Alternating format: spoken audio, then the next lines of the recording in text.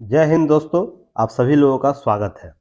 आज हम लोग बात करने वाले हैं 21 मार्च दैनिक जागरण राष्ट्रीय संस्करण न्यूज़पेपर एनालिसिस में, जो आपको पीटी मेंस और इंटरव्यू ओरिएंट कराया जाएगा, जो यूपीएससी स्टेट पीसीएस एस्पिरेंट के लिए महत्वपूर्ण होता है। साथ ही साथ जितने भी गवर्नमेंट कम्पिटिटिव एग्जाम आप लोग फिल करते हैं, जो पीटी फैक्ट के तौर पर हम लोग इससे संबंधित न्यूज़ पर भी चर्चा करेंगे। आज एक नया शुरुआत किया गया है, जिसमें आप लोगों को विजडम एजुकेशन चैनल जो था रवि सर का, और आपको युक्ति आईएएस, है ना, दोनों जगह आपको एनालिसिस सेम तरीके से मिलेगा। यही वीडियो आप लोगों को अपलोड कर दिया जाएगा, ताकि जो विजडम एजुकेशन के जो अभ्यर्थी हैं, बहुत दिनों से डिमांड कर रहे थे रेगुलर न्यूज एनालिसिस के लिए, सर अपने कार्य में उनको समय नहीं मिल रहा, जिसकी वजह से नहीं कर पाते हैं। तो मेरा ही वीडियो अब वहाँ अपलोड होगा। जो एजुकेशन आपको विजडम एजुकेशन पर जो अभ्यर्थी हैं वो वहाँ देख लीजिएगा, और जो युक्ति आईएएस के अभ्यर्थी है तो आपको युक्ति आईएएस का यहाँ देख सकते हैं। तो चलिए आगे हम बात करेंगे, और चीज़ों को बेहतर तरीके से प्रस्तुत करने का प्रयास किया गया है। चलिए, तो आज न्यूज में देखिए, सबसे पहले आप लोगों को नजर आएगा, हिंद प्रशांत क्षेत्र के शांति के लिए भारत अपरिहार्य है। किसिदा के द्वारा, जो जापान के प्रधानमंत्री हैं, उनके द्वारा बात की गई है। तो न्यूज तो बहुत महत्वपूर्ण है, और हिंद प्रशांत क्षेत्र हमेशा चर्चा में रहता है। वो आप क्वाड के मामले में हो, चीन के बढ़ती नीति के मामले में हो, या हिंद प्रशांत के क्षेत्र में द्विपक्षीय संबंधों के मामले में हो, रक्षा संबंध बढ़ावे के मामले में हो, या आपको इन क्षेत्रों में, हिंद प्रशांत क्षेत्रों में आपको सैन्य अभ्यास होते हैं, उसके संदर्भ में भी बहुत से आपको हिंद प्रशांत क्षेत्र चर्चा में रहता है। तो यह बहुत ही महत्वपूर्ण टॉपिक है। जो द्विपक्षीय संबंध है या बहुपक्षीय जो संबंध, दो या दो से अधिक देशों के बीच संबंध स्थापित करते हैं, उसके लिए बहुत ही महत्वपूर्ण टॉपिक हो जाता है। साथ में भारतीय हित इससे बहुत जुड़े हुए, तो भी यह टॉपिक महत्वपूर्ण हो जाता है। तो यह जो है न्यूज आपको यूपीएससी के जीएस पेपर 2 के टॉपिक को कवर करेगा, यह न्यूज। और स्टेट पीसीएस वाला एस्पिरेंट क्या करेंगे, अपने जीएस पार्ट से आप अपने टॉपिक को मिला लेंगे। जैसे आप यूपी पीसीएस फॉर्म फिल करते हैं, तो अपना जीएस पेपर देख लीजिएगा किस टॉपिक में है। जैसे बीपीएससी एस्पिरेंट है, अपने जीएस पेपर से टैली कर लेंगे इस टॉपिक को। साथ ही और भी स्टेट पीसीएस है, जैसे राजस्थान है, छत्तीसगढ़ है, मध्य प्रदेश है, एमपी है। जो भी हिंदी स्टेट पीसीएस है, वो अपने स्टेट के जीएस पेपर से यह टॉपिक टैली करा लेंगे, क्योंकि यूपीएससी का यहाँ दिया जाता है, आप लोग को पता ही है। जो विजडम एजुकेशन के अभ्यर्थियों के लिए बात की जा रही है, युक्ति स्टूडेंट जो है वो उनको पता है। तो आप लोग को क्या करना है, अपने जीएस के पार्ट से मिला लेना है। और युक्ति आईएएस के चैनल पर आपको यूट्यूब चैनल जो है, वहाँ पर 7 सितंबर 2022 में हिंद प्रशांत क्षेत्र के संदर्भ में बहुत सी चर्चा की गई है। जो नहीं देखे हैं, वीडियो को जाके देख सकते हैं। जो पैकेज खरीदे हैं वो क्या कर सकते हैं, उस पैकेज के पीडीएफ को जाके देख सकते हैं, ऐप डाउनलोड कर सकते हैं युक्ति आईएएस का, वहां से आपको अवेलेबल हो जाएगा। तो चलिए, आज न्यूज में हम देखते हैं क्या है। देखिए, नई दिल्ली में अपने देश की हिंद जो प्रशांत नीति है घोषणा की है। सोमवार को फुकियो किशिदा अभी भारत के दौरे पर हैं, तो ध्यान रखिएगा 2-3 चीजें यहाँ पर। जैसे हिंद प्रशांत क्षेत्र में इनके द्वारा क्या कहा गया, शांति और स्थिरता की बात की गई है। सिर्फ भारत के लिए अपरिहार्य बताया, सिर्फ भारत को अपरिहार्य बताया है, कि बल्कि जोर देकर कहा है कि किसी भी देश को अपने भौगोलिक दावे के समर्थन में बल का प्रयोग नहीं करना चाहिए। अर्थात चीन को यह स्पष्ट तौर पर बोला गया है, बताया गया है जापान के राष्ट्राध्यक्ष के द्वारा। ध्यान रखिएगा, इन पीएम के द्वारा यह बात की गई है कि चीन जो है ना, दक्षिणी चीन सागर में जो दावे करते हैं ना बल के आधार पर, उसके लिए भी आपको क्या होना चाहिए, ये आपको स्थिति स्पष्ट होनी चाहिए कि हम जो भी भौगोलिक दावे का जो समर्थन कर रहे हैं, या किसी प्रकार का भौगोलिक दावा कर रहे हैं, उसके लिए बल प्रयोग नहीं होना चाहिए। उसके लिए क्या होना चाहिए, अंतर्राष्ट्रीय नीतियां हैं, अंतर्राष्ट्रीय नियम कानून है, उसके संदर्भ में बात होनी चाहिए। साथ ही साथ ध्यान रखिएगा, जब भारत और रूस और यूक्रेन के मामले में जब भारतीय प्रधानमंत्री के द्वारा यह बात की गई ना कि यह युद्ध का नहीं है, तो वहां से बहुत सी चीजें न बदली हैं। भौगोलिक जो भू राजनीतिक क्षेत्र है, परिभाषाएं बदली गई हैं। साथ ही साथ आपको ये भी ध्यान रखना है कि दो देशों के बीच संबंध को कैसे स्थापित करना उस एक वर्ड, एक पंक्ति ने बदल दिया है कि अब किसी भी मुद्दे को है ना आप कैसे बल के प्रयोग पर नहीं समस्याओं का निदान ढूंढ सकते, उसका समस्या हल नहीं कर सकते। उसके लिए वार्तालाप होनी चाहिए, उसके लिए टेबल बेंच होनी चाहिए जिसमें हम संवाद कर सके। तो ये इंपॉर्टेंट है। इसका मतलब यह निकलता है और दक्षिण एशिया समेत हिंद प्रशांत सभी क्षेत्रों में ढांचागत विकास के लिए 75 अरब डॉलर भारी भरकम योजना का ऐलान भी किया गया है। तो देखिए दक्षिण एशिया समेत आपको हिंद प्रशांत क्षेत्र, तो हिंद प्रशांत क्षेत्र देखिए आपको भारतीय भूमि क्षेत्र से हिंद से लेकर आपको ऑस्ट्रेलियाई क्षेत्र है, आपको अमेरिकी क्षेत्र है, यह संपूर्ण क्षेत्र हिंद प्रशांत क्षेत्र कहलाता है और दक्षिण एशियाई क्षेत्र आपको यह कहलाता है।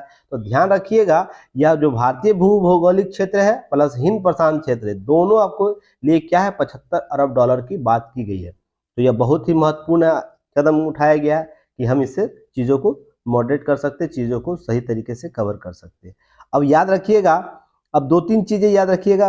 मुक्त हिंद प्रशांत का क्षेत्र भविष्य जो है ना जापान की नई योजना विषय पर आधारित 41वें संप्रभु हाउस अभिभाषण में आपको जापान की नई नीति ऐलान की गई। तो ये भी आपको प्रीटी फैक्ट पूछा जा सकता है, जो नई नीति घोषित की गई है वो कौन सा बैठक था, 41वें था। ध्यान रखिएगा यह 2015 के बतौर हिंद जो प्रशांत क्षेत्र है रहे बदलाव के रूप में भी देखा जा रहा है। जो 15 में जो चीजें की गई थी, बातें की गई थी, उसके संदर्भ में क्या नया अपडेट हुआ है। अब याद रखिएगा रूस और राष्ट्रपति व्लादिमीर पुतिन के दिए गए संदेश पर यह युद्ध का नहीं है का भी सही ठहराया, अर्थात समर्थन किया गया। और यह जो आपको टैग लाइन जो नजर आ रहा है ना आज जब से दिया गया है भारतीय प्रधानमंत्री के द्वारा, यह बातें की गई है रूस और यूक्रेन के मामले में, रूस को जो राय दी गई थी वो वैश्विक पटल पर बहुत इसके डिमांड है। और हाल ही में आपको नोबेल पुरस्कार जो कमेटी के उपाध्यक्ष हैं उनके द्वारा भी इसकी बात की गई है। तो बहुत सी चीजें अब रास्ते एक दूसरे के लिए खोल रहा है। तो ध्यान रखिएगा यहाँ पर 2-3 टर्मिनोलॉजी याद रखिएगा। देखिए यहाँ पर बात की गई है कि भौगोलिक संप्रभुता, एकता, भौगोलिक अखंडता का पालन करना चाहिए, एक दूसरे की मूल्य नहीं थोपने होंगे, दूसरे देशों की सांस्कृतिक विविधता का आदर करना होगा। यहाँ पर देखिए भारतीय जो विदेश नीति है उसकी भी बात करती है, पंचशील की बात करती है। भारतीय जो विदेश नीति में जो संप्रभुता, भौगोलिक अखंडता का जो शब्द है जोड़ा गया, शब्द जो बार बार बातें की जाती है, सांस्कृतिक विविधता की बात की जाती है, इन सभी को यहाँ पर शामिल किया गया। ये महत्वपूर्ण हो जाएगा। अब ध्यान रखिएगा यहाँ पर इसके अतिरिक्त आपको क्या जानकारी होनी चाहिए। तो यहाँ पर देखिए कनेक्टिविटी बढ़ावा दिया जाना चाहिए, ये बातें की गई है। हिंद प्रशांत चुनौतियों का मिलकर सामना करने की बात की गई है। हिंद प्रशांत क्षेत्र संपन्नता के लिए शांति के सिद्धांत का पालन करना चाहिए और इस पूरे क्षेत्र में समुद्र से लेकर आकाश तक सुरक्षित इस्तेमाल के सुनिश्चित किया जाना चाहिए। तो ये बातें इस बैठक 4 सिद्धांत दिया गया, इसे आप लोग अच्छे से राइट डाउन कर लीजिएगा और इसका स्क्रीनशॉट आपको है ना इवनिंग में आपको युक्ति IAS और विजडम एजुकेशन दोनों चैनल पर इसका स्क्रीनशॉट शेयर आपको पेपर का कर दिया जाएगा, वेट कीजिएगा। अब इसके अतिरिक्त आपको क्या जानकारी होनी चाहिए, तो की नोट्स के तौर पर ध्यान रखिएगा भारतीय हित और समझौते के बारे में जब बात होगा तो हिंद प्रशांत क्षेत्र क्या है इसकी जानकारी होनी चाहिए। तो मैंने 7 सितंबर की वीडियो में सभी चीज़ें एक्सप्लेन कर चुका हूँ। तो समय नहीं बर्बाद करते हुए क्या करेंगे, आप लोग को क्या करना है उस 7 सितंबर के वीडियो को जाकर देख लेना है, PDF देख लेना है। मैं बस विजडम एजुकेशन के स्टूडेंट के लिए बस एक इसे स्क्रॉल कर दूंगा, तो वो लोग आप लोग क्या कीजिए पॉज करके वीडियो को देख लीजिएगा। बहुत सी चीज़ें देखिए, आगे बहुत से न्यूज़ आप लोग को अभी वेट एंड वॉच कीजिएगा 2-4 दिन। विजडम एजुकेशन के जो भी अभ्यर्थी हैं वो 2-4 दिन वेट कीजिए, मेरे पैटर्न को समझिए, तो आप लोग को समझ में आएगा कि मैं किस तरीके से आप लोगों को न्यूज़ एनालिसिस करा रहा हूँ। तो क्या करना है, ये आपको हिंद प्रशांत क्षेत्र के संदर्भ में जुड़ाव की बात करता है। दक्षिण पूर्व एशिया से लेकर तीनों महासागर आपस में जोड़ता है। हिंद प्रशांत महाक्षेत्र से लेकर हिंद क्षेत्र जो आपको दक्षिण पूर्व एशियाई क्षेत्र के जो तीनों आपको चीज़ों को जोड़कर लाता है। यह जर्मन भू राजनीतिक कार्ल हॉफर के सर्वप्रथम क्या किया 1920 के दशक में इसको भू राजनीतिक के तौर पर इसे यूज किया था। याद रखिएगा इंडो पैसिफिक शब्द का प्रयोग किया था, ये भी आप लोग को जानकारी होनी चाहिए। अपने लेखों में ध्यान रखिएगा आपको प्रशांत भू राजनीति 1924, buildings blocks Jio politics 1928, Jio politics of pen India 1931, German culture politics Indo Pacific space 1939 में भी किया गया है, अर्थात हिंद प्रशांत इंडो पैसिफिक जो क्षेत्र है उसके बारे में। अब है यहाँ ध्यान रखिएगा, इस क्षेत्र का बदलाव है ना झुकाव, कई विशेषज्ञों का मानना है कि इस तरह का झुकाव भारत, चीन, जापान तीव्र आर्थिक वृद्धि के कारण का भी परिणाम है। देखते होंगे भारतीय भूगोल क्षेत्र में चीन हो या भारत हो या जापान, उसके ऊपर जापान हो, यह तीनों जो राष्ट्र है इस क्षेत्र में 1920 के बाद की स्थितियां बदली है।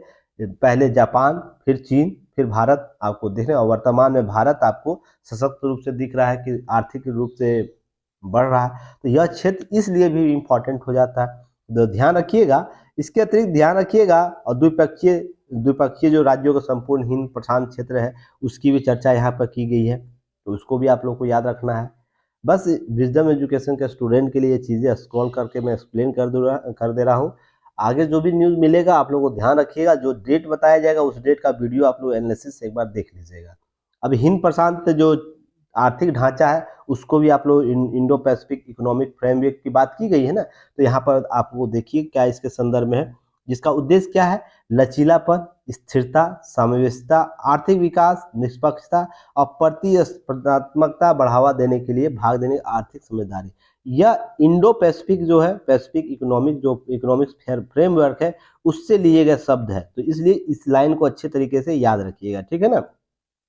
इसी क्रम में वहाँ प्रयोग किया गया है, तो इसे आप यूज़ कर सकते हैं। अब इसके 12 देशों के प्रारंभिक भागीदार में लॉन्च किया गया था, जो सामूहिक रूप से सकल विदेशी घरेलू उत्पाद का अर्थात विश्व का जो जीडीपी है उसका 40% हिस्सेदारी यह देश रखते हैं, ये भी आप लोग को ध्यान रखना है।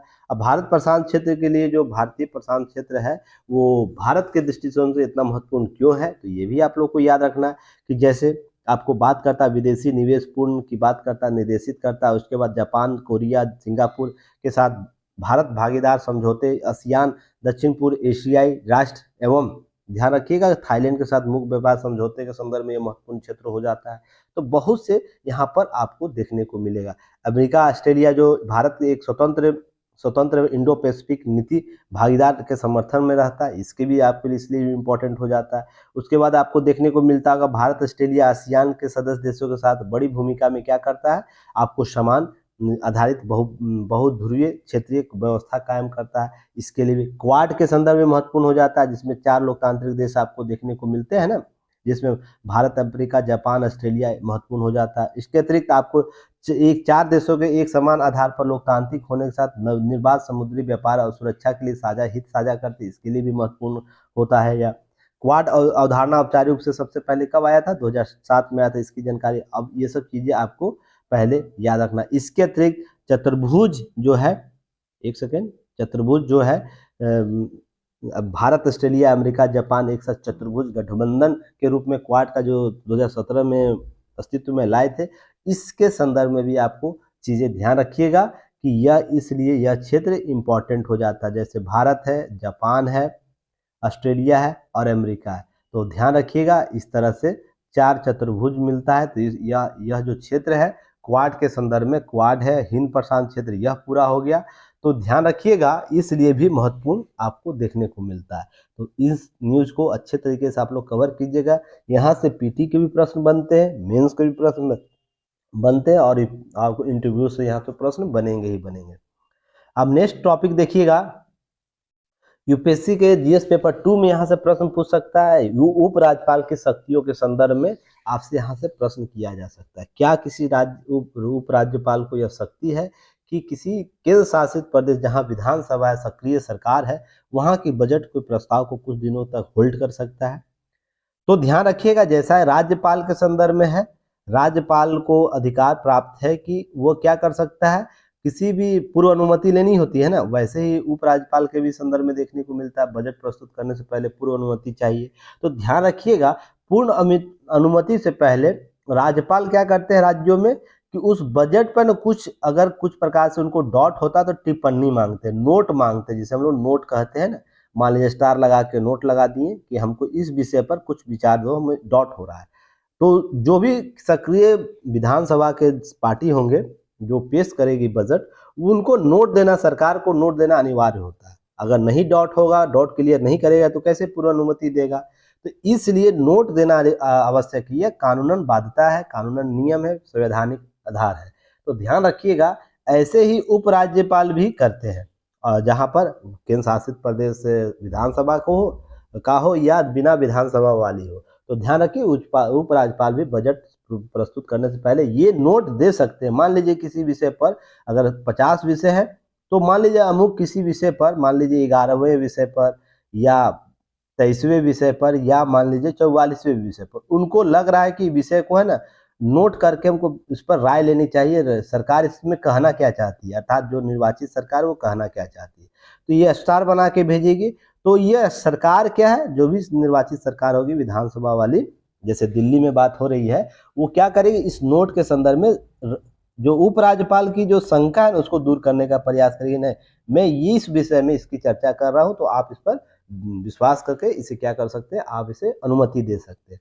अगर उस पर अगर राज्यपाल जो होंगे, उपराज्यपाल जो होंगे, ध्यान रखिएगा, अगर उनको लगेगा कि नहीं मुझे संतुष्ट नहीं कर पा रहा है, इसको ना खारिज कर देंगे। ये तीनों जो विषय पर नोट करेंगे तो खारिज कर देंगे। तो इसको बजट के पार्ट से ना 50 जो पार्ट टोटल पॉइंट है उसमें से इन 3 को घटाकर ही प्रस्तुत किया जाएगा सदन में। ध्यान रखिएगा, अगर इसको पारित कर देते हैं तो इसको भी आपको पारित करके साथ में बजट में प्रस्तुत करना। यही स्थिति आपको राज्यपाल जो है ना, दिल्ली में जो उपराज्यपाल है उनके द्वारा स्थितियां उत्पन्न हुई है। तो ध्यान रखिएगा, यहाँ पर आपको प्रस्ताव भेजा गया था। नियम यह कहता है क्या कि दिल्ली सरकार को बजट प्रस्ताव मंजूरी के लिए पहले केंद्रीय गृह मंत्रालय के पास जाता है। तो ध्यान रखिएगा, नियम यहाँ पर क्या है दिल्ली के लिए कि जो भी बजट प्रस्तुत होगा पहले क्या होगा, केंद्रीय गृह मंत्रालय के पास जाएगा, उसके बाद आपको उपराज्यपाल के पास जाते। तो स्थितियां क्या है, उपराज्यपाल कार्यालय नोट मांगा, कुछ विषयों के बारे में टिप्पणी मांगी, तो सरकार ने जवाब नहीं दिया था, लेकिन उपराज्यपाल कार्यालय ने क्या मांगा, टिप्पणी मांगा। तो क्या मांगता, प्रस्ताव, बजट प्रस्ताव के संदर्भ में टिप्पणी मांगी, जो जवाब नहीं दिया सरकार के द्वारा, जो वहाँ की तत्कालिक सरकार है उनके द्वारा। तो ध्यान रखिएगा, इसी में चीज़ें विवादित हुई और उसके बाद अरविंद केजरीवाल जी माननीय जो मुख्यमंत्री हैं उनके द्वारा आरोप लगाया गया कि गृह मंत्रालय बजट रोक दिया है। तो देखिए संवैधानिक स्थितियां क्या है, उसके बाद राजनीतिक स्थितियां क्या, अंतर आपको करना होगा, यहाँ पर समझना होगा कि उपराज्यपाल की सीमा क्या है, ठीक ना, उपराज्यपाल की सीमा क्या है, केंद्रीय गृह मंत्री जो केंद्रीय गृह मंत्रालय उसकी सीमा क्या है, और जो निर्वाचित सरकार है उसकी सीमा क्या है। तो तीनों को अपने एक दूसरे के जो अधिकार है उसका पालन करना चाहिए, संवैधानिक अधिकार जो दिए गए हैं उनका प्रयोग करना चाहिए, साथ ही साथ जो नियम संवैधानिक रूप से व्याख्यित है उसके ही आधार पर चलना चाहिए। तो ध्यान रखिएगा, यहाँ पर मुख्यमंत्री जो आरोप लगा रहे हैं या जो भी बातें की गई है वो कहीं ना कहीं आपको एक तरफी नजर आएगी। बाद में क्या किया, एलजी को कार्यालय को भेज दिया गया। भले आप ये पहले तौर पर आरोप लगाते हैं, पर व्यवस्थाएं यही है कि आपको ना पहले अगर टिप्पणी नोट कर दिया जाएगा, राज्यपाल की बात हो रही है यहाँ पर, उपराज्यपाल के बारे में बात हो रही है, अगर नोट कर देता है किसी विषय पर तो आपको उनको कॉन्फिडेंस में लेना होगा कि हाँ ऐसा क्यों किया गया, क्यों डाउट से, तो उसको क्लियर करना, तो नोट का जवाब देना होगा। तो यही आपको ध्यान रखना है। बातें यहाँ ध्यान रखिएगा, यह 30 वर्ष के इतिहास में पहली बार हुआ है कि कोई सरकार तय तिथि में बजट पेश नहीं कर सकती है।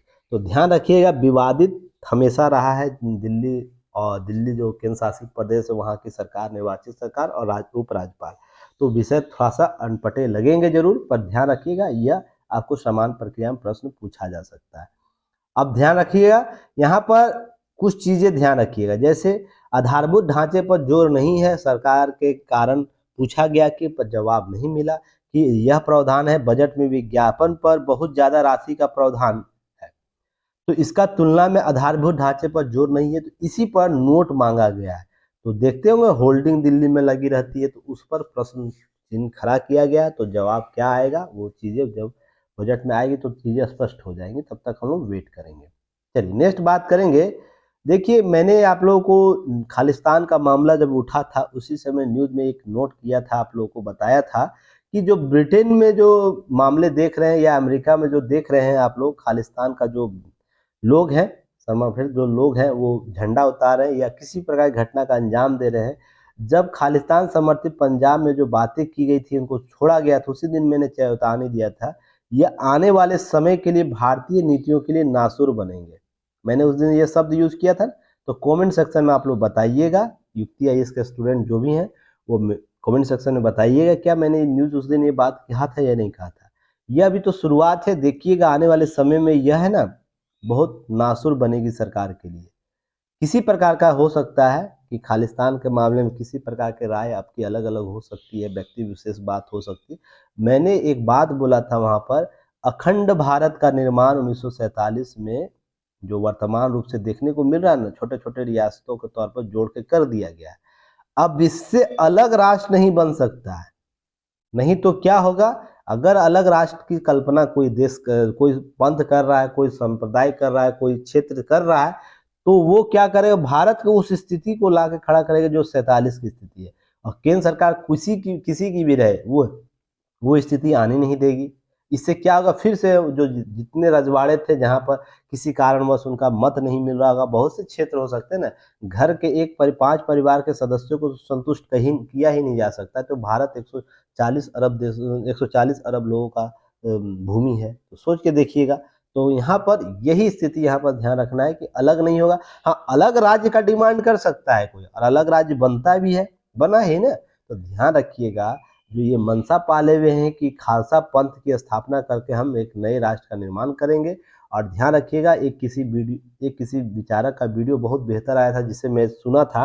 वहाँ पर वो बात बोले थे कि आप किस खालसा की बात कर रहे हैं, किस खालसा पंथ की बात कर रहे हैं, किस खालसा पंथ को रखकर आप राज्य करने की बात कर रहे हैं। खालसा केवल पंजाब में थोड़ी है, या पंजाब में ही केवल नहीं ना है, खालसा पटना में भी है, खालसा दक्षिण के राज्यों में भी है, खालसा आपको यूरोप के अन्य देशों में भी आपको देखने को, पंजाब में पाकिस्तान समर्थित पंजाब में भी खालसा है। तो इसका मतलब आपका जो आइडियोलॉजी है वो भटका हुआ है। बस चीज़ों को आप क्या कर सकते हैं, इस तरीके से, अगर पंजाब को केवल खालसा मानते हैं तो इसकी वैधानिकता को समाप्त कर देते हैं, जो आपको पटना में खालसा पंथ है ना। और महाराष्ट्र में आपको खालसा पंथ की स्थापना, बहुत से ऐसे खालसा है, उन खालसाओं का स्थापना किया गया।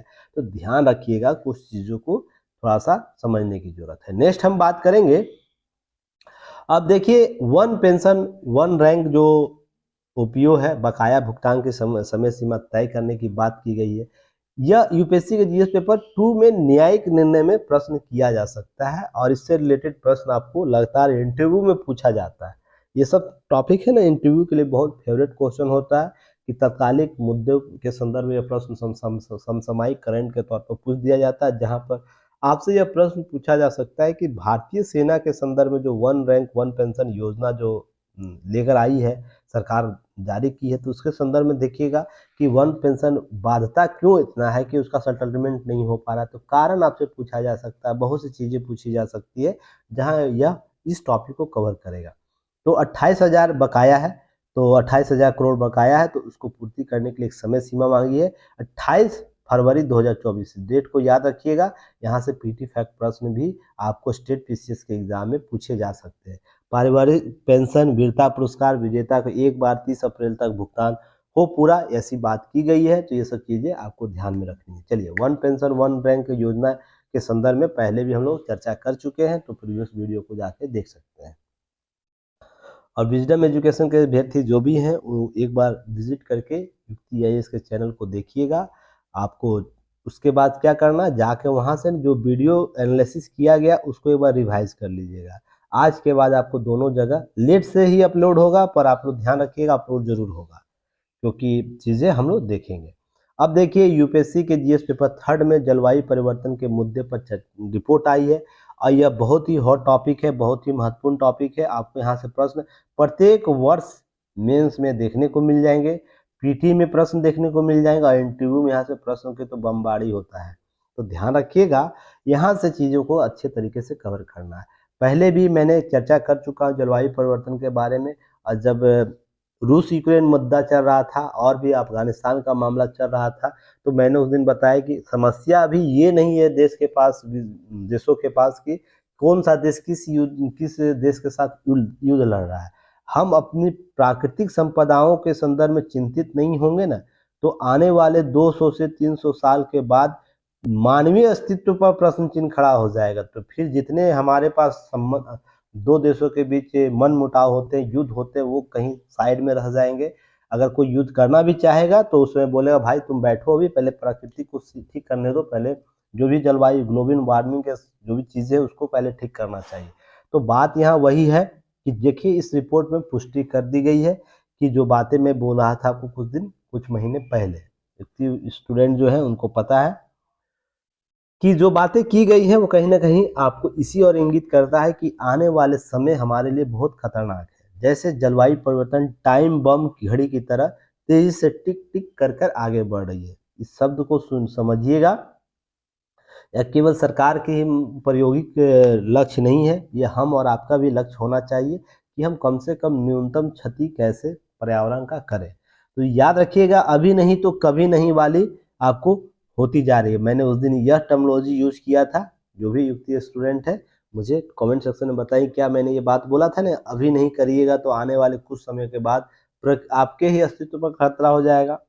यही टर्मिनोलॉजी ध्यान रखिएगा। औसत वैश्विक तापमान में वृद्धि औद्योगिक काल के पहले की तुलना में 1.5 डिग्री सेल्सियस को रोकने की दिशा में प्रयास करें। तो चलिए क्वेश्चन का आंसर आप लोग फटाफट यहाँ से दे दीजिएगा। क्वेश्चन यह रहेगा कि पहले भी मैंने चर्चा की, क्वेश्चन यह रहना है कि ग्लोबल वार्मिंग का कॉन्सेप्ट जो है पेरिस समझौता के मुद्दे क्या हैं।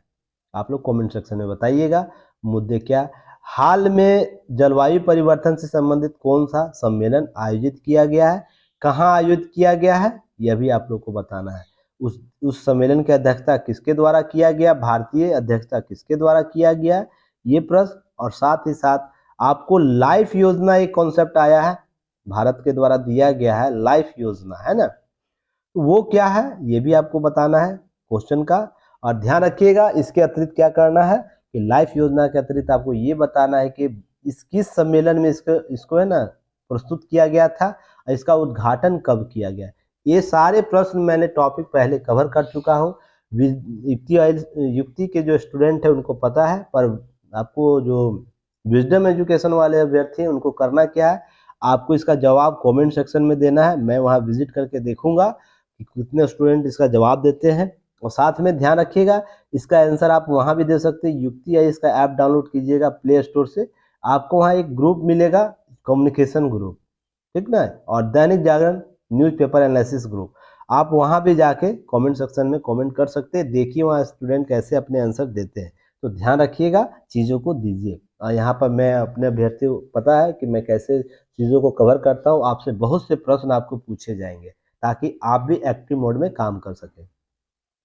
तो ध्यान रखिएगा UNIPCC, अब इसके बारे में ध्यान रखिएगा, ये पैनल है जो महत्वपूर्ण है, जो जलवायु परिवर्तन के संदर्भ में सारे कार्य गतिविधि को करता है। यह सिंथेसिस रिपोर्ट को जारी किया, अर्थात 2015 के जलवायु परिवर्तन के खतरों से निपटने के जो पेरिस समझौता हुआ है ना, उसके बाद अब तक के सभी रिपोर्ट को एक साथ साझा लाता है।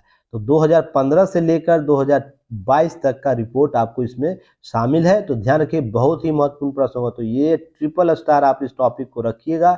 यहाँ आने वाले यूपीएससी में, स्टेट पीसीएस में यहाँ से प्रश्न जरूर होंगे। वो पीटी में हो सकते हैं, मेंस में हो सकते हैं। तो आप ध्यान रखिएगा, इसको ट्रिपल स्टार करिए। बहुत ही महत्वपूर्ण यूएन का रिपोर्ट बन जाता है, क्योंकि आपको 2015 से लेकर 22 तक के सारे आंकड़ों को यहाँ प्रस्तुत किया गया है। ध्यान रखिए, कुछ शब्दों के संदर्भ में कुछ देशों ने विरोध किया था, उस देशों का नाम याद रखना है, चीन, ब्राजील, सऊदी अरब, अमेरिका, याद रखिएगा। उसके बाद जो महासचिव है, यूएन के महासचिव जो एंटोनियो गुटेरेस, तो ये कमेंट सेक्शन में एक बताइएगा ये किस किस देश से संबंधित है या किस देश की इनको नागरिकता प्राप्त है, जो आपको यूएन के महासचिव वर्तमान में है।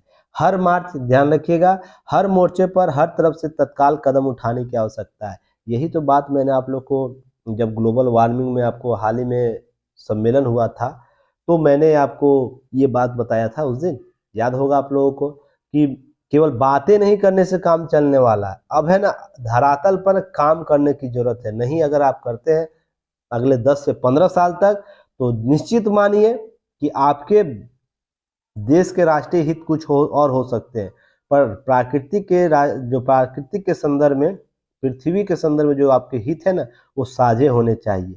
और अगर उस पर काम नहीं करते हैं तो आने वाले 200-300 साल के बाद आपके पास ही आपको आपके अस्तित्व से संबंधित प्रश्न खड़ा हो जाएगा।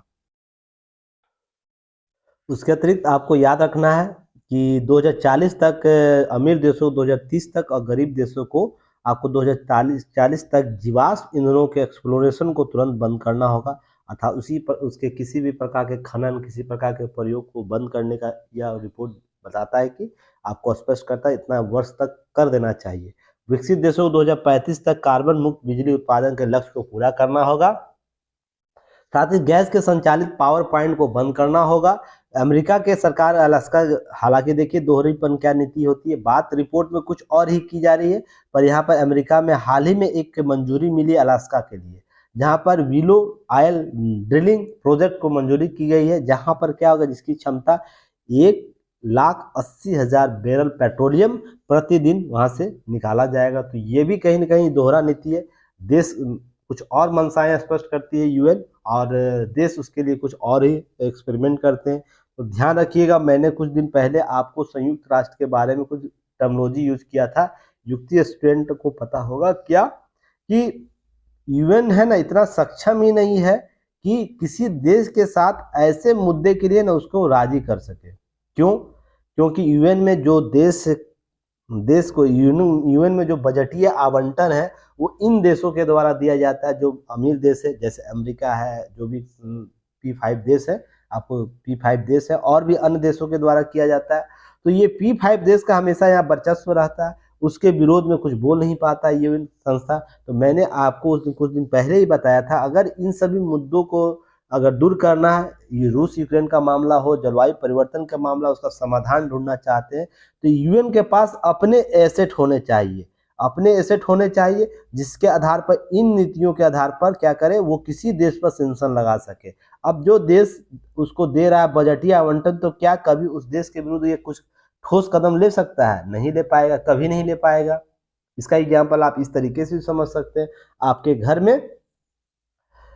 घर में 10 लोग रह रहे हैं, ठीक ना, और 10 लोग में एक जो है एक जो व्यक्ति है ए नाम का, एक व्यक्ति जो है ए नाम का है, वो आप इस घर को सालाना है ना 5 लाख रुपया क्या दे रहा है, मदद कर रहा है आर्थिक रूप से। तो ध्यान रखिएगा, कभी भी 9 परिवार जो सदस्य होंगे कभी इसका विरोध कर पाएंगे? नहीं कर पाएंगे। अब ध्यान रखिएगा, अब इस परिवार के पास ऐसे एसेट होंगे जिसका है ना इसके पास कुछ आय ऑटोमेटिक आ रहा होगा, जिसका डिस्ट्रीब्यूशन ये दसों परिवार को करेगा। तो जो भी परिवार का ये कंबाइंड आपको अधिकार होगा, इस परिवार के मुखिया पर होगा ना, जो भी इसका अध्यक्ष बनेगा, जो भी इसका महासचिव बनेगा, उसके पूरे समूह पर होगा, महासभा पर होगा, उसको होगा ना। ध्यान रखिएगा, यही कॉन्सेप्ट याद करके रखना है। किसी एक व्यक्ति विशेष या कुछ व्यक्तियों विशेषों का अगर डोनेशन दिया जा रहा है, परिवार को सहयोग किया जा रहा है, उसका प्रभुत्व तो हमेशा रहता है। ये अपने घर में भी आप एग्जाम्पल के तौर पर देख सकते हैं। जैसे पिता का अधिकार हमेशा रहता है, ठीक ना, आपको परिवार पर। माता का बस क्या रहता है, उसका सहयोग रहता है। ऐसा क्यों कारण है? क्योंकि पिता हमेशा आर्थिक रूप से सहयोग करते हैं। माता भले परिवार को सामूहिक रूप से चलाती है, उसका दायित्व अधिक रहता है, इससे कार्य तो पिता से अधिक कर रहा है, माता अधिक करती है, सुबह से लेकर शाम तक काम करती है, फिर भी उनको वो अधिकार प्राप्त नहीं है इस संस्था पर। परिवार का जो संस्था, उस पर कंट्रोल नहीं प्राप्त है कि सारे निर्णय वो लेगी, है ऐसा। जब बहुत बड़े निर्णय लेने की बात होगी तो क्या होगा, वो जो मुखिया होगा, जो आर्थिक रूप से मदद कर रहा है, वही करता है। अगर समाज में ऐसा कोई निर्णय लेना हो, महिला से राय जरूर लेगा, महिला भी राय देगी जरूर, पर क्या होगा कि आपको ध्यान रखना, यहाँ पर अंतिम निर्णय वही लेगा जो आर्थिक रूप से। तो इकोनॉमिक जो फैक्टर है किसी भी संस्था के लिए बहुत ही इंपॉर्टेंट हो जाता है। तो यहाँ पर यही डिस्प्यूट आपको देखने को मिलेगा। जब भी वित्त के मामले में आता है तो सभी देश क्या बोलते हैं, हम सहयोग करेंगे, पर यूएन के पास एसेट है ही नहीं अपना, तो क्या करे, वो मुंह ताकते रहता है। आप देखिए ना, चकोर को देखते हैं, आप लोग देखते होंगे, चंदा चकोर का गाना सुने होंगे। चंदा चांद का जो है दूर का रोशनी, वो चकोर है दूर से निहारता है, और वो ऐसी कल्पना करता है ये चांद उसी का है, ऐसा अधिकार उसको लगता है। तो ध्यान रखिएगा, वही कॉन्सेप्ट यहाँ भी है। तो यहाँ पर जब तक हम संयुक्त राष्ट्र के संस्थाओं को मजबूत करने के लिए आर्थिक एसेट उसके लिए स्वयं क्रिएट करने की नीति नहीं लाएंगे तो ये सब चीज़ें बनावटी रहेगी, आपको किताबी रहेगी, ये सब ध्यान रखना है।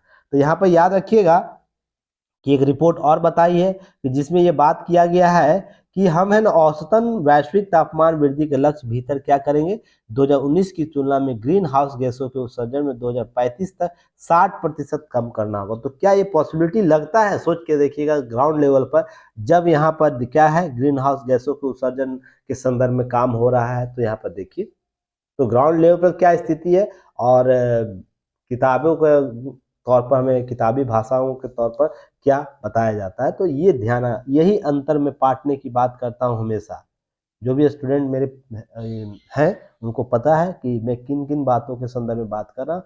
विजडम एजुकेशन के जो भी स्टूडेंट हो वेट कीजिएगा कुछ दिनों का, 5 से 10 दिन आप वीडियो रेगुलर देखिए मेरा, तो चीज़ें आपको समझ में आने में किन किन चीज़ों की बात करता हूँ, कहाँ की बात कर रहा हूँ।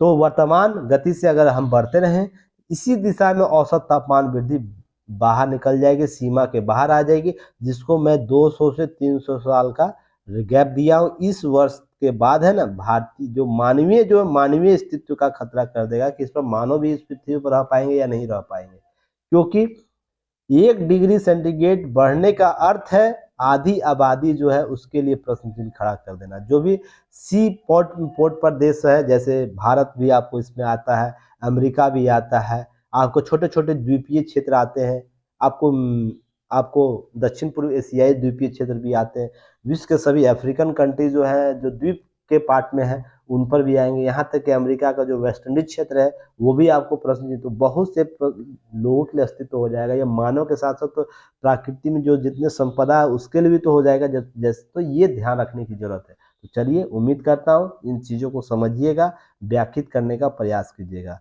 चैनल को लाइक शेयर सब्सक्राइब जरूर कीजिए। आप युक्ति आयुष को भी कर सकते हैं, साथ ही साथ आप विजडम एजुकेशन को भी कीजिए। आज के बाद चीज़ें अपडेट हो जाएंगी और क्लासेज और भी क्लासेज के लिए युक्ति आयुष को विजिट कर सकते हैं, आप लोग देख सकते हैं।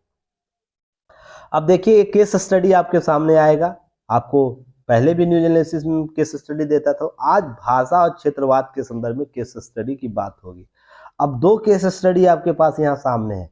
भाषा के बढ़ावा के लिए क्या बात होती है कि हम हिंदी भाषा को बढ़ावा देंगे, इसके एक पॉजिटिव फैक्ट देखने को मिलता है, एक नेगेटिव फैक्ट देखने को मिलता है। आप लोग देखते होंगे ना, उत्तर भारत के जो क्षेत्र हैं वो हमेशा क्या करते हैं, हिंदी भाषा के प्रयोग की बात करते हैं, खासकर एमपी आपको यूपी और बिहार झारखंड आपको जो क्षेत्र है यह हिंदी भाषा प्रयोग की बात करते हैं। तो ध्यान रखिएगा यहाँ, और उसके विपरीत जो भी राज्य है वो अपने अपने क्षेत्रीय भाषा की बात करते हैं। तो यहीं पर केस स्टडी के तौर पर आपको प्रयोग किया जा सकता है, बातें की जा सकती है कि हम हिंदी बढ़ावे के लिए बात करते हैं पर धरातलीय स्तर पर इसके विरोध के स्वर देखने को मिलते हैं।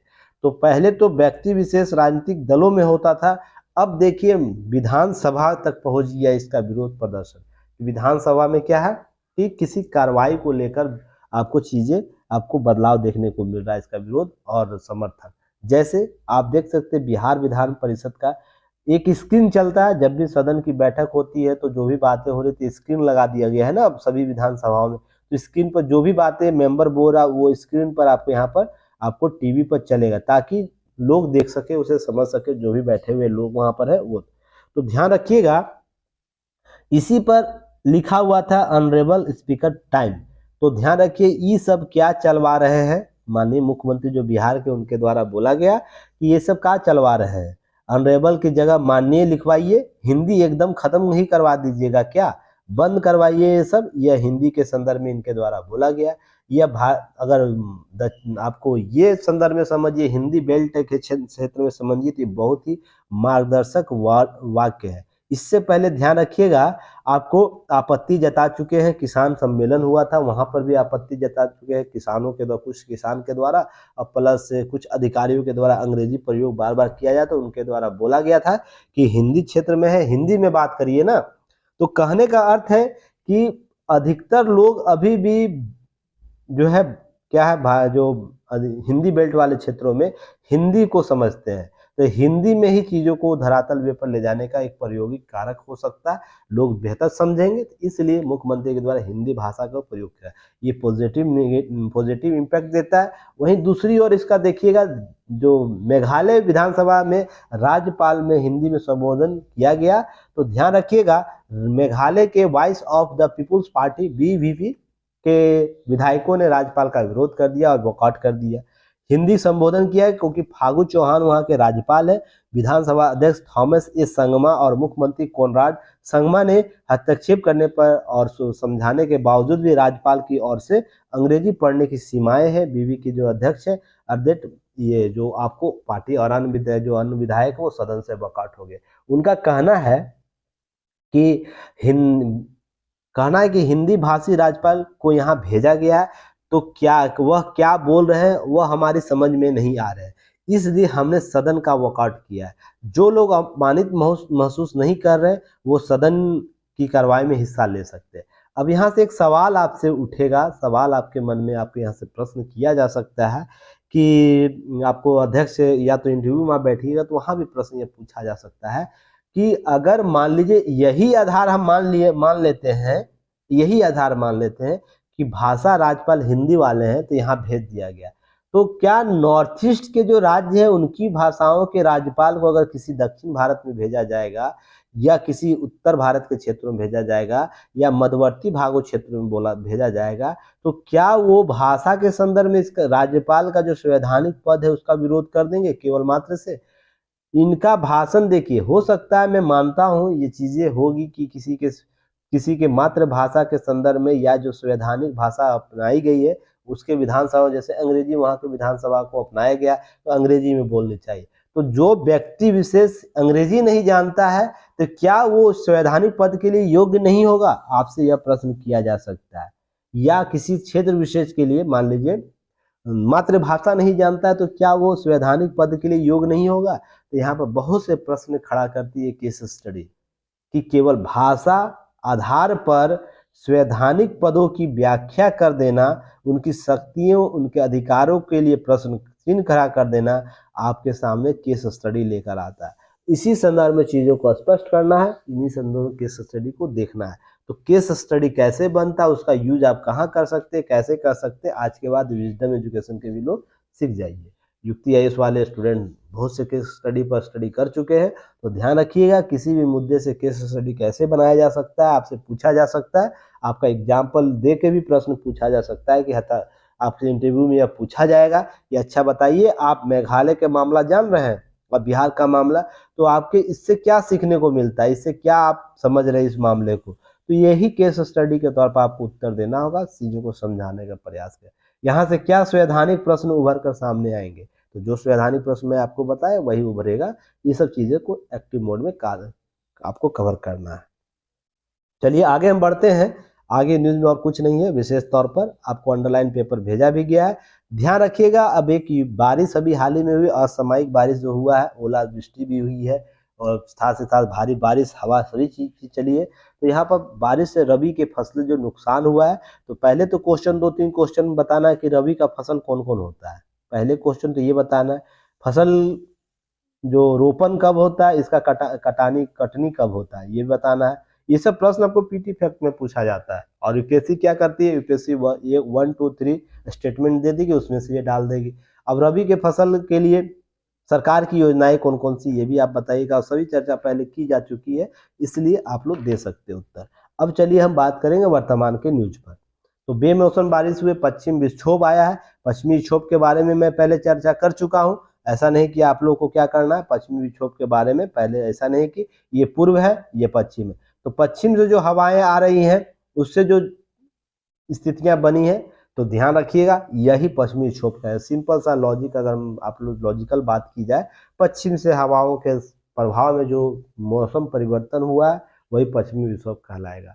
अब ध्यान रखिएगा, ओलावृष्टि हुआ उत्तर प्रदेश में, मध्य प्रदेश में, राजस्थान में, पंजाब में, हरियाणा में। तो देखते होंगे हरियाणा, पंजाब, राजस्थान होते हुए आपको मध्य प्रदेश, उत्तर प्रदेश, बिहार जैसे क्षेत्रों में भी आपको चीज़ें, आपको यह बदलाव देखने को मिला है, जहाँ पर आपको असामयिक वर्षा हुआ है, ओलावृष्टि हुआ है, जिससे फसल उत्पादन प्रभाव हुआ। किसान के देखिए, किसान की हालत समझ सकते हैं, फसलें सारी गिरी हुई है, उस पर बैठ के बेचारा हाथ पकड़े हुए है और कुछ बेचारे कुछ सोच रहा है। ध्यान रखिएगा, अगर किसी दयनीय स्थिति की बात की जाए ना, ये स्थिति वही है। आप और हम क्या कर सकते हैं, सक्षम हो सकते हैं। अगर एक बार मेरा पैसा चला जाएगा या कुछ एसेट चला जाएगा तो हम उसको दोबारा प्राप्त कर सकते हैं मेहनत से। पर ध्यान रखिएगा, किसानों का अगर फसल बर्बाद होता है किसी मौसम में तो उस फसल का पुनः स्थापन नहीं हो पाता है अगले फसल चक्र तक। और यह भी गारंटी नहीं है कि अगला फसल रबी फसल होगा, उसमें फसल का उत्पादन जो पिछला फसल हुआ है नष्ट उसके दुगना हो जाए, ये भी तो नहीं है। क्योंकि फसल उत्पादकता का और उत्पादन का एक मात्रा है, एक लिमिट है, सीमित है। तो ध्यान रखिएगा, इससे दयनीय स्थिति किसान किसी व्यक्ति विशेष के लिए नहीं हो सकती है, जहाँ पर अपने फसल प्रक्रियाओं को आंख के सामने नष्ट होते हुए देखता है। आप सोच के देखिएगा, किसान अपने फसल को ना अपने बच्चों से भी ज़्यादा लगाव के रूप में उसे देखता है। तो अपने बच्चों को अपने पारिवारिक तौर पर देखिएगा हत्याएं होते देखता है, फसल कैसे गिर रहा है, कैसे वो आंख से आंसू निकल जाए, उस मर्मता को समझिएगा। तो हाल ही में सरकार जो है आपको प्रधानमंत्री फसल बीमा योजना लाई है।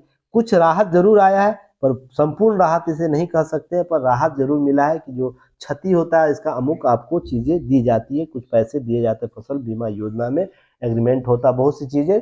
पर हमारे किसान भाई लोग भी शिक्षित नहीं, सभी लोग फसल बीमा योजना नहीं करा रहे हैं। तो यहाँ ध्यान देने वाली बात है, यहाँ से आपको कौन कौन से प्रश्न आपसे पूछे जा सकते हैं, इसके संदर्भ में कुछ चीज़ों के ध्यान रखें। इससे पहले एक चीज़ है, टर्मोलॉजी यूज किया, उसे मैं पहले आप लोग को दिखा दूँ, उसके बाद चीज़ों को कवर करूँगा। अगर बात बोला गया है केंद्र सरकार के द्वारा कि अगर राज्य सरकार क्षति की मात्रा का आकलन करके रिपोर्ट भेजती है तो केंद्र सरकार राष्ट्रीय आपदा राहत कोष के तहत किसानों को मुआवजा देगी। तो ये राष्ट्रीय आपदा राहत कोष क्या है, इसकी चर्चा मैं करूंगा अभी। अब देखिए, मध्य प्रदेश की बात की जाए तो लगभग 1.5 लाख हेक्टेयर फसल बर्बाद हुआ। इसी तरह अन्य राज्यों में इसी के आसपास के आंकड़े हैं। तो ध्यान रखिए, बहुत क्षतिपूर्ति हुआ है। तो इन सब चीज़ों को आप स्पष्ट कर सकते हैं। आगे बढ़ने से पहले आप लोग को वीडियो कैसा लग रहा है जरूर कमेंट सेक्शन में बताइएगा, सपोर्ट कीजिएगा। आपका एनालिसिस किस तरीके से चीज़ों को कवर कर रहा है, कुछ नया एक्सपीरियंस आपको मिल रहा है या नहीं मिल रहा है। लगातार मैं चीज़ों को कवर करता हूं। अब ध्यान रखिएगा, यह जो यूपीएससी का जीएस पेपर 2 और 3 में टॉपिक कवर होता है, सरकारी नीतियां और आपदा प्रबंधन के क्षेत्र में कैसे काम किया जाता है, संस्थाएं कैसे काम करती है, वहां से प्रश्न किया जा सकता है। और जीएस पेपर वाले स्टूडेंट, जीएस के जो स्टेट पीसीएस का एस्पिरेंट है, अपने जीएस पार्ट से मिला लीजिएगा। अब ध्यान रखिएगा, कृषि कल्याण जो मंत्रालय, किसान कल्याण मंत्रालय है के तहत कृषि सहकारिता विभाग सूखा, ओलावृष्टि, कीटों के हमला और शीत लहर, ठंड जैसी जुड़ी आपदाओं के निर्धारित राहत गतिविधियों की निगरानी करता है। तो सबसे पहले आपसे यही प्रश्न पूछ देगा कि कौन सा मंत्रालय है ना, इस ऐसे गतिविधियों जब भी हो जाएगा, ऐसा जो आपदा आएगा उसका निगरानी करेगा। तो कौन करेगा, कृषि और किसान कल्याण मंत्रालय। इसके मंत्री वर्तमान में कौन है, कमेंट सेक्शन में आप बता सकते हैं। जबकि प्राकृतिक आपदाओं की निगरानी कौन करेगा, गृह मंत्रालय करेगा। तो ध्यान रखिएगा, ओलावृष्टि देखिए, जब सूखा आएगा, ओलावृष्टि आएगा, कीटों का हमला होगा, शीतलहर, ठंडी जैसी आपदाओं का। पर जबकि प्राकृतिक आपदाओं की निगरानी गृह मंत्रालय के द्वारा किया जाता है। ये टर्मोलॉजी थोड़ा सा अंतर समझिएगा, प्राकृतिक आपदा और भी होंगे तो उसके लिए गृह मंत्रालय होगा, पर इसके डिफाइन जो बातें की जाएगी आपको किसान मंत्रालय के द्वारा की जाएगी। तो ध्यान रखिएगा, राष्ट्रीय आपदा प्रतिक्रिया कोष जिसे हम लोग बोलते हैं वो क्या है, किसी भी आपदा स्थिति में या आपदा के कारण आपातकालीन प्रतिक्रिया जब भी होगी उसके लिए राहत पूर्णवाह खर्चों के पूरा करने के लिए केंद्र सरकार द्वारा प्रतिबंधित किया जाता है, अर्थात उसे नियोजित किया जाएगा, पैसे आवंटित किए जाएगा। आपदा प्रबंधन अधिनियम 2005 की धारा 46 के तहत यह परिभाषित किया गया राष्ट्रीय आपदा प्रतिक्रिया कोष को कि क्या होता है, आपदा क्या होता है, इसके संदर्भ में 2005 में आपदा प्रबंधन अधिनियम के तहत क्या, राष्ट्रीय आपदा आकस्मिक निधि, जिसे हम लोग नेशनल क्लाइमेटिक कंट्रीब्यूशन फंड बोलते हैं, जिसे NCCF कहते हैं, का नाम बदलते हुए इसका नाम क्या है, नया नाम क्या रखा गया, राष्ट्रीय आपदा प्रतिक्रिया कोष कर दिया गया, अर्थात national disaster response fund NDRF कर दिया गया। ध्यान रखिएगा, इस राष्ट्रीय आपदा कोष को ध्यान रखना है, NDRF को याद रखना है। यह इसे भारत सरकार के लोक लेखा पब्लिक अकाउंट में शामिल किया। जो भी आपदा में आपको पैसे आवंटित किए जाएंगे, मुहैया कराया जाएगा, वित्त आवंटित किया जाएगा उसको किस वित्त से लिया जाएगा, लोक लेखा से पब्लिक अकाउंट में शामिल किया जाता है, जिसकी ऑडिटिंग कौन करता है, CAG के द्वारा किया जाता है। तो चलिए क्वेश्चन बताइएगा, वर्तमान में CAG कौन है और हाल ही में CAG की बैठक कहाँ हुई है, G20 सम्मेलन जो हुआ है उसका बैठक जो हाल ही में हुआ है वो कहाँ हुआ है और उसके मुद्दे क्या क्या थे, ये सब आपको प्रश्न बताना है, पहले भी किया जा चुका है कवर।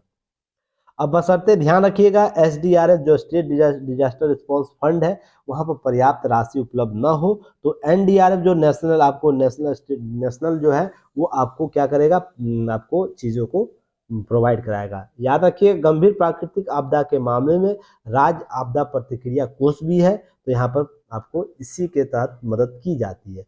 केंद्र का आवंटन कैसे होता है या योगदान कैसे दिया जाता है इसे याद रखना है। तो ध्यान रखिए समान श्रेणी के राज्य या केंद्र शासित प्रदेश जो समान श्रेणी के हैं SDRF अर्थात स्टेट जो डिजास्टर जो फंड है वहां से ध्यान रखिए आवंटन 75% किया जाएगा। विशेष श्रेणी राज्य या केंद्र शासित प्रदेश जैसे उत्तर पूर्वी राज्य 7 स्टेट है, सिक्किम, उत्तराखंड, हिमाचल प्रदेश, जम्मू कश्मीर, आपको विशेष राज्य का दर्जा इन राज्यों को दिया गया था ना।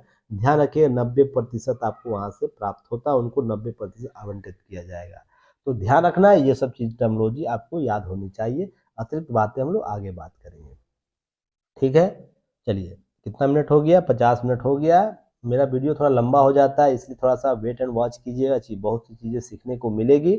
तो ध्यान रखिएगा अब गरीबी बढ़ने का दावा गलत है। पनगड़िया जो है नीति आयोग के पहले रह चुके हैं, पूर्व उपाध्यक्ष रह चुके हैं, इनके द्वारा इंटेलिजेंस एडवाइजर्स आपको विशाल मौर्य के मिलकर क्या किए, एक गरीबी भारत में गरीबी और असमानता कोविड-19 में पहले और बाद में शीर्षक एक शोध पत्र जारी किया गया है। उस शोध में बताया गया कि ऐसा जो बातें की जाती है इंडिया में गरीबी हुआ है, गरीबी बढ़ने का दावा जो कोविड के दौरान किया गया था वो गलत है, क्योंकि लोग सक्षम बनाया गया था, लोगों को गरीबों को हेल्प किया गया था। तो ये चीज़ें आपको याद रहना चाहिए, शोध पत्र एक बार आप लोग विजिट करके जरूर देखिएगा। चलिए नेक्स्ट हम लोग बात करेंगे आगे। अब देखिए पीटी फैक्ट है, आपको अंतरिक्ष प्रौद्योगिकी के संदर्भ में यूपीएससी के जीएस पेपर 3 में कवर होगा, जहां पर हाल ही में हम लोग 26 मार्च को देखेंगे कि यूके स्थित जो नेटवर्क एक्सेस एसोसिएट लिमिटेड जो है वन वेब 36 सैटेलाइट लॉन्च करेगा, जिसमें आपको ध्यान रखना है SLM-3M3 से आपको क्या होगा, लॉन्च किया जाएगा। आपको श्रीहरिकोटा से भेजा गया यह सैटेलाइट, आपको सैटेलाइट बना के, और ध्यान रखिएगा आपको यह जो है ना वन वेब को भारत की दूरसंचार कंपनी भारतीय समूह के समर्थन प्राप्त है, और यह है इसके पास कम से कम 582 सैटेलाइट पहले थे, और 26 मार्च का अगर सफल अभियान होता है तो 618 हो जाएंगे। और याद रखिएगा आगामी लॉन्च जो वन वेब का लिए 18वां लॉन्च होगा, ये भी आपको याद रखना। इससे पहले 23 अक्टूबर 2022 को आंध्र प्रदेश के श्रीहरिकोटा से यह आपको रॉकेट से मदद से लॉन्च भी किया जा चुका है, तो ये सब चीज़ें याद रखिएगा। वाणिज्यिक संस्था जो इसरो की वाणिज्यिक संस्था new space India limited one web के साथ 72 सैटेलाइट लॉन्च करने के लिए अनुमान किया है। आपको पता ही है, पहले ही पता होगा, अगर नहीं पता है तो जान लीजिए। इसरो आपको सैटेलाइट बनाती है, पर लॉन्च या वाणिज्यिक तौर पर जो चीज़ें हमको लाना है, कौन सा ग्राहक आएगा, किसका हमको लॉन्च करवाना है, इसके लिए वाणिज्यिक समूह का गठन किया गया है न्यू स्पेस इंडिया लिमिटेड, अर्थात एसेट क्रिएट हम कर सके अंतरिक्ष में मिसाइल, अंतरिक्ष में उपग्रह भेजने के लिए। तो ध्यान रखिएगा इसके लिए न्यू स्पेस इंडिया लिमिटेड ही काम करता है, इसरो नहीं करती है। इसरो केवल रॉकेट, न्यू एजेंसी क्या करेगी, आपका मान लीजिए ए से बी से सी से 3 कंपनियां से बार्गेनिंग करेगी, अनुबंध करेगी, कितना मान ली ए को 50 भेजना है, बी को 100 भेजना है और सी को 10 भेजना है, तो इससे बार्गेनिंग करेगी। मैं जितने भी इसके लिए कागजी कार्रवाई है वो करेगी, उसके बाद एक रेट तय करेगी, हम भेजने के लिए इतना रुपया लेंगे। तो इसी 72 सैटेलाइट भेजने के लिए, और ये जब हो जाएगा अनुबंध, तो ये क्या करेगा, इसरो को यह वो अनुबंध भेज देगा, कौन कौन सा डिमांड है, किस तरीके से वो लॉन्च करना चाहता है, तो उसके डिमांड को बताएगा, और इसरो उस उपग्रह को बनाती है और उसका लॉन्च करती है। ध्यान रखिएगा इसमें बीच का mediator new space India limited जो वाणिज्यिक जरूरतों को पूरा करती है। इसके लिए देखिए 72 सैटेलाइट लॉन्च करने के लिए 1000 करोड़ से अधिक का फीस लिया है न्यू स्पेस इसरो के लिए। ध्यान रखिएगा, ये चीज़ें आपको ध्यान रखना है कि 1000 करोड़ का बेनिफिट सरकार को होगा इस लॉन्च के साथ। ऐसे ही बहुत से लॉन्च किए गए। तो जब से इस एजेंसी का निर्माण किया गया India limited, new space agency India limited का, तो इसरो का वाणिज्यिक है ना, वाणिज्यिक जो है ना महत्व बढ़ गया है। तो और भी आने वाले समय में बढ़ेगा। तो ये सब चीज़ें आपको ध्यान में रखना चाहिए। नेक्स्ट, यह आर्टिकल हमें यह समझाता, हमें चाहिए भविष्य संवारने वाले शिक्षा। सृजन पाल सिंह को आम मत समझिएगा। ये हमारे भूतपूर्व जो राष्ट्रपति रह चुके एपीजे अब्दुल कलाम, उनके लेख में, उनके एक बुक में राइटर, सह राइटर के रूप में काम कर चुके हैं। इनकी बातों को हल्के में मत लीजिएगा, ठीक है। सबसे पहले ये जानकारी आपको मैं दे दूँ। उसके बाद ध्यान रखिएगा, इनके द्वारा देखिए एडवांटेज इंडिया नामक पुस्तक में इनके द्वारा मैंने क्या लिखा है, India doctor APJ Abdul Kalam के साथ मिलकर लिखा है। इनमें हमने बताया है कि शिक्षा में आने वाले परिवर्तनों को समझने के हमें दुनिया भर के तमाम शिक्षकों से बात करनी होगी। तो यहाँ पर बात की गई है विज्ञान और प्रौद्योगिकी कुल ज्ञान लगभग आधा हिस्सा 13वें महीने में अनुपयोगी हो जाता है। इनके द्वारा कहा गया कि हम साइंस एंड टेक की जो बात करते हैं ना, वो 13वें महीने में जाते जाते उसका ज्ञान जो होगा, जो वर्तमान में ज्ञान है, वो सीमित होकर आधा हो जाता है, अनुपयोगी हो जाएगा। क्यों ऐसा होता है? इसका मतलब यह हुआ कि 9वीं कक्षा के जो किसी भी बच्चे के भविष्य की तकनीक के बारे में जो कुछ बताया जाता है, उसका लगभग 90% 12वीं कक्षा में पूरा करते करते बदलना पड़ेगा। अर्थात या आप भी सोच सकते हैं, पहले हम लोग कंप्यूटर के बारे में, डेस्कटॉप कंप्यूटर के बारे में बात करते थे, फिर पर्सनल कंप्यूटर के बारे में बात किए, फिर सुपर कंप्यूटर के बारे में। अब है कि आपको इससे आगे हम कंप्यूटर की बात कर चर्चा चल रही। उससे भी पहले हम लोग AI की बात कर रहे हैं अभी, है ना। उससे पहले बहुत से टर्मिनोलॉजी यूज किया जाता। तो आप मैं ही अपने जीवन काल में डेस्कटॉप कंप्यूटर से आपको बड़े कंप्यूटर से लेकर पीसी कंप्यूटर तक की चर्चा सुन चुका हूँ, सुपर कंप्यूटर। तो सोच के देखिएगा, आप भी ऐसे ही सुनते होंगे। तो सूचना प्रौद्योगिकी क्या है, एक खास सर्टेन टाइम के बाद उसकी उपयोगिता नए प्रायोगिक है ना साइंस टेक के पार्ट ले लेते हैं। तो यह कैसे तालमेल स्थापित किया जाए, यह लेख वही बताता है। तो इसमें देखिए बात किया गया है कि the study future of future, जहां कलाम साहब ने 15 ऐसे क्षेत्रों की पहचान की थी जिनके बारे में पढ़ाकर हम बच्चों को है ना और भी बेहतर तरीके से उसको उपयोग कर सकते हैं, जिसमें भविष्य को सुरक्षित कर सकते हैं। जैसे nano technology, space technology, bio science, quantum कंप्यूटरिंग, deep learning. आपको ध्यान रखिएगा, ये सब फैक्टर आपको ध्यान रखना है कि इसमें अब्दुल कलाम जी के द्वारा ये बातें पहले ही बता दी गई। इन सब सेक्टर को उनको बच्चों को सिखाना होगा, समझाना होगा, अध्ययन अध्यापन में शामिल करना होगा। पर कितने स्कूल में ये सब होता है, ये भी आपको ध्यान रखना है। यहाँ तो विवाद ये भी होता है हमारे देश में कि हमारे शिक्षक अगर जाते हैं किसी देश पे टूर पर, कि शैक्षणिक टूर पर, तो वहाँ पर प्रश्नगत किया जाता है। उसके देखिए मायने अलग हो सकते हैं कि उनके भेजने की प्रक्रिया गलत हो सकती है या कुछ भी हो सकती है। पर सरकार को मिलकर बैठकर काम करने की जरूरत है कि हमारे एसेट को कैसे बेहतर किया जा सके, हमारी शिक्षा व्यवस्था को कैसे बेहतर किया जाए। अगर बिहार की बात की जाए, यूपी की बात की जाए या अन्य राज्यों की बात की, जहाँ पर शिक्षा का स्तर गिरा, झारखंड की बात की जाए, तो ध्यान रखिएगा हम कैसे बेहतर कर सकते हैं शिक्षा व्यवस्था को। इसके लिए हमको संवाद के टेबल पर आना होगा। अर्थात जो मैं बात करता हूँ, कौन सा कॉन्सेप्ट बात करता हूँ, वाद, प्रतिवाद और संवाद। तो हमें क्या है, वाद प्रतिवाद तो कर लेते पर संवाद के टेबल पर आकर चीज़ों को सुलझाने का प्रयास नहीं करते। तो सबसे इम्पोर्टेंट है, अगर हम अभ्यर्थियों को यह सिखाने चाहते हैं, इसके भविष्य को, उज्जवल भविष्य की कामना करते, या एक देश के एसेट के रूप में प्रत्येक व्यक्ति का उपयोग करना चाहते हैं, तो हमें क्या होगा कि हमें वैश्विक शिक्षकों के साथ है ना मिलकर काम करने की जरूरत है। उसी में बातें की गई है। तो बहुत सी चीज़ें यहाँ पर स्पष्ट की गई, जो बातें मैं बोला हूँ ना वही बात है। तो इसकी टीचिंग प्लान होना चाहिए, AI का कॉन्सेप्ट होना चाहिए, इंटेलिजेंस AI का कॉन्सेप्ट टीचिंग प्लान होना चाहिए। उसके अतिरिक्त और भी बातें की गई, प्रशिक्षण की बात होनी चाहिए। फिर देश में शिक्षा प्रणाली को बेहतर प्रदर्शन के लिए व्यवस्थाएं प्राथमिक स्तर से लागू करने की जरूरत है। तो ये सब बातें की गई है जो पहले से भी पूर्ववर्ती तौर पर की जाती रही है। तो ध्यान रखिएगा, यहाँ पर एक चीज़ आपको याद रखना है, जो पूर्व में जो चीज़ें हमारे अध्ययन अध्यापन में शामिल कर दिया गया, उससे प्रश्नगत आपको बच के रहना चाहिए। तो ध्यान रखिएगा, यह क्यों बातें की जा रही है कि जैसे मैकाले थ्योरी आया था, याद है ब्रिटिश थॉमस मैकाले द्वारा क्या बोला गया था, पश्चिमी सभ्यता को बढ़ावा देने के लिए भारत में पश्चिमी भाषा और संदर्भ में चीज़ों को पढ़ाने की बात की, तो हमारे वैदिक ज्ञान भारतीय भाषाओं का अपमान किया गया। हम कनाद के थ्योरी को भूल गए, हम आर्यभट्ट के थ्योरी को भूल गए, वराहमिहिर की थ्योरी को भूल गए। उसके बाद हमारा वैदिक संपदा जैसी बात करती थी, जब विश्व लंगोट पहनना नहीं सीखता था, हम अंतरिक्ष की बात करते थे, है ना? है ना? आप पहले भी आप लोगों को बात की गई है। वह हम दूरियां नाप चुके थे, सही आकलन कर चुके थे, बिना किसी दूरबीन से, बिना किसी हम लोग नक्षत्र ग्रह के आकलन करने पर। तो इसकी पूरी तरह क्या करें, यूरोपियन कंट्री ने क्या किया, इसे खारिज कर दिया। और हम भारतीय भी बेवकूफ़ भारतीय क्या करें, इसी को सही मान लिए कि नहीं ये अंग्रेज लोग हैं, गोरे लोग हैं, पढ़े लिखे लोग हैं, तो ये सही बात बोल रहे हैं। और इसकी प्रकाष्ठा आप तब देख सकते हैं जब मार्क्सवादी सिद्धांत भारत में आता है और दिल्ली यूनिवर्सिटी जैसे, जेएनयू जैसे यूनिवर्सिटी में भारतीय संदर्भ में जो व्याख्यात किया गया। आप सोच के देखिए, हमारे सैनिक विद्रोह को 1857 के विद्रोह को क्या बोलता है, सैनिक विद्रोह बोलता है। तो सैनिक विद्रोह को हम लोग मान लेते हैं। हमारे जो राष्ट्रीय आंदोलन के दौरान क्या बोला जाता है, जो उग्रवादी तौर पर उनको क्या साम दिया जाता है, उग्रवाद आतंकवाद की बात की जाती है भारत में, शीर्षक दिया हुआ है। जो फांसी पर चढ़ के जो अंग्रेजों का प्रतिरोध किया, अंग्रेजों ने उसे उग्रवाद दिया।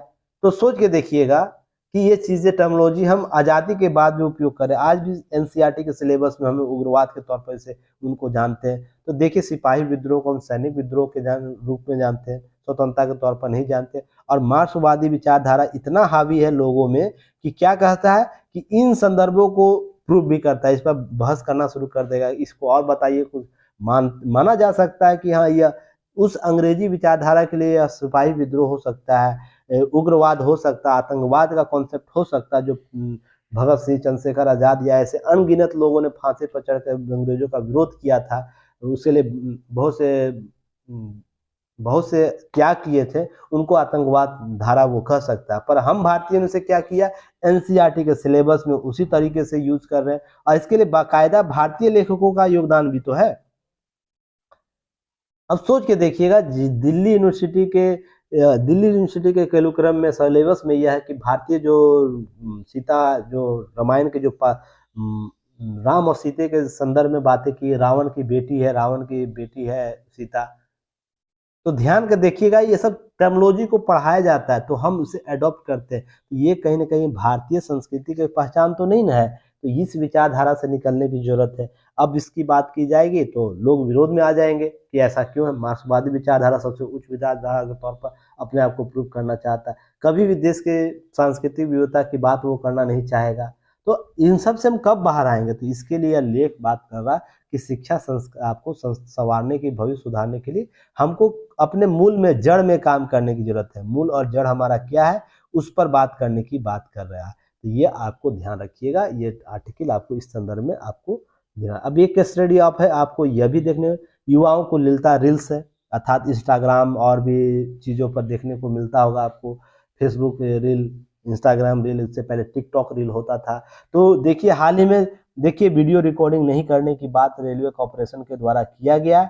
हाल ही में मैं अपना एक्सपीरियंस बताता हूँ। मैं जब आ रहा था तो एक व्यक्ति का एक्सीडेंट, आपको, मैं इस ट्रेन से आ रहा था, तो इस अप डाउन वाले में ध्यान रखिएगा, मैं अप में जा रहा था, वो डाउन वाले ट्रेन में आ रहा था। तो वहाँ पे किसी यात्री का ना गिर के पैर कट जाता है, एक्सीडेंट हो जाता है। इस ट्रेन के सारे लोग क्या कर रहे हैं, फोटो खींच रहे हैं। उस वक्त आपको क्या कहते हैं, इस पर जो व्यक्ति विशेष है वो भी फोटो खींच रहे हैं, रील बना रहे हैं, वीडियो बना रहे हैं।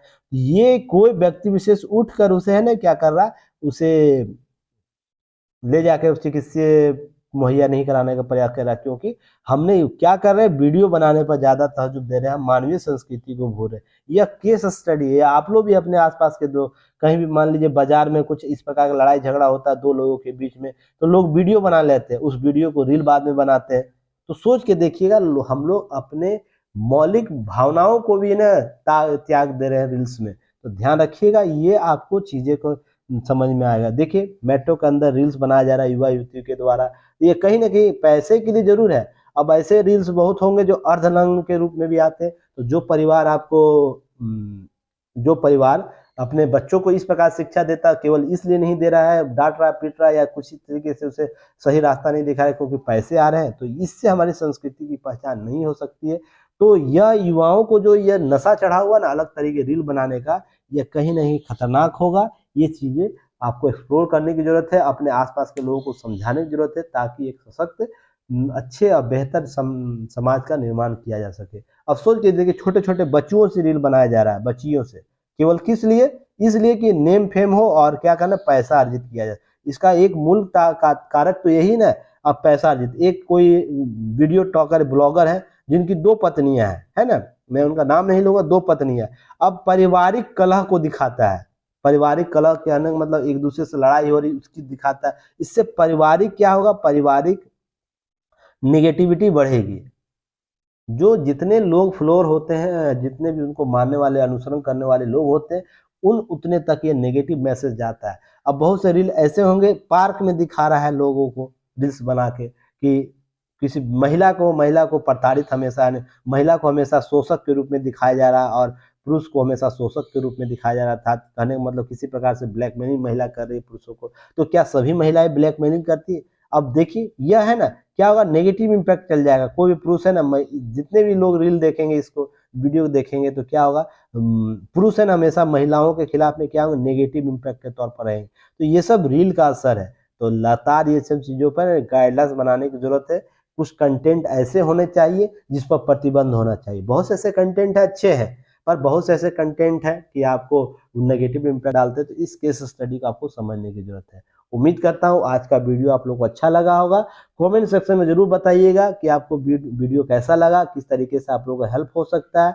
तो चीज़ों को हम लोग और भी बेहतर तरीके से करने का प्रयास करें। मेरा वीडियो लगभग 45 से 1 घंटे का रहता है, 45 मिनट से लेकर 60 मिनट का। तो थोड़ा सा बर्दाश्त करके चीज़ों को पढ़ने की कोशिश कीजिए। मीडियम एजुकेशन के जो भी स्टूडेंट है, क्यों? क्योंकि आपको बहुत सी चीज़ें यहाँ पर साथ में कराई जाती है।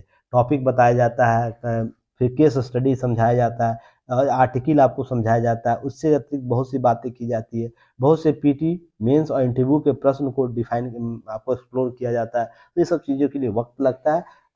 1 घंटे का समय हमारे साथ दीजिए। निश्चित मानिए आने वाले समय में आप बहुत ही उपयोगी और बेहतर तरीके से चीज़ों को समझने लगेंगे। तो तब तक के लिए धन्यवाद। जय हिंद।